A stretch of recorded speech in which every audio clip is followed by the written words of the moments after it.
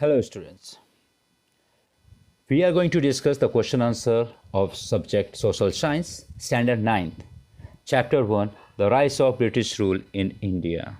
So, we are going to discuss the question answer of following question in detail. Number second, explain the economic impact of the company rule in India. इस question का मतलब अगर समझें तो जो east India company आई थी उसकी वजह से हमारे देश के उस वक्त आर्थिक यानी फाइनेंशियल जो हालात सिचुएशन पे किस तरह से असर हुआ. So the answer is the economic impact of the company rule of India. अब हम लोग यहाँ पे पॉइंट वाइज डिस्कस करेंगे कि किस तरह से इकोनॉमिक इम्पैक्ट यानी असर हुआ. So now number one, India, which had an enviable position in the world in the previous century, became merely a country that produced raw material for England and a prospective market for good produced in an English factory.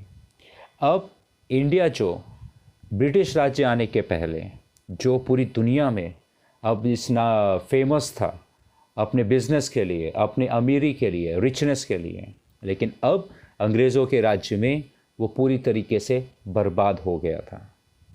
जो पहले पूरी दुनिया को goods supply करता था आज वो सिर्फ और सिर्फ इंग्लैंड के लिए रॉ मटेरियल बनाते थे और सिर्फ इंग्लैंड ही को बेच पाते थे, ऐसा कानून लाया गया था. और इंग्लैंड जो है वो अपना जो माल है पूरी दुनिया में भी बेचता था पर साथ में इंडिया में भी बेचता था.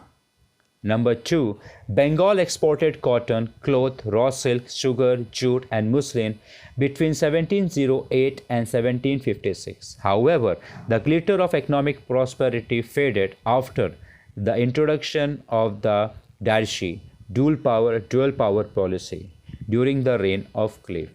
अब बंगाल जो नियरली अबाउट कहा जाए 1756 से पहले बंगाल की जो चमक थी वो पूरी दुनिया में मशहूर थी. बंगाल जो है वो पूरी दुनिया में कॉटन के कपड़े, रॉ सिल्क का कच्चा सामान, शुगर, जूट, मुस्लिन, ये पूरे वर्ल्ड में वो लोग एक्सपोर्ट करते थे और बहुत ही ज़्यादा फेमस थे. लेकिन रॉबर्ट क्लीव एक डैशरी लेकर एक ड्यूल पावर पॉलिसी लेकर आए जिसके तहत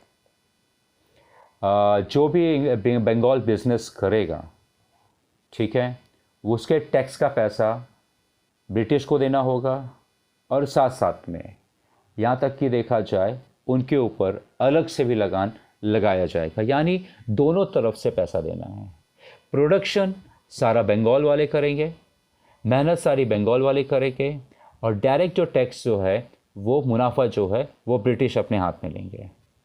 number third, The unfair revenue collection policy by the company made the Indian peasant a debtor.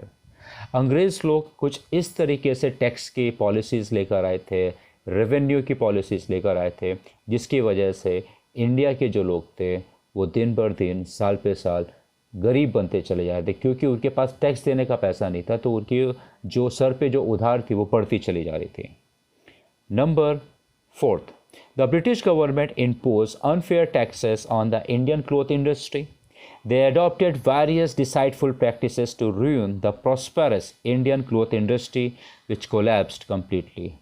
अब जो ब्रिटिश गवर्नमेंट जो अंग्रेज़ों की सरकार थी उन्होंने कुछ इस तरीके के उल्टे सीधे अनफेयर टैक्सेस इम्पोज कर दिए थे, लगा दिए थे जिसकी वजह से इंडिया की जो क्लोथ की जो इंडस्ट्रीज़ थी वो धीरे धीरे करके पूरी तरीके से बर्बाद होने लगी थी.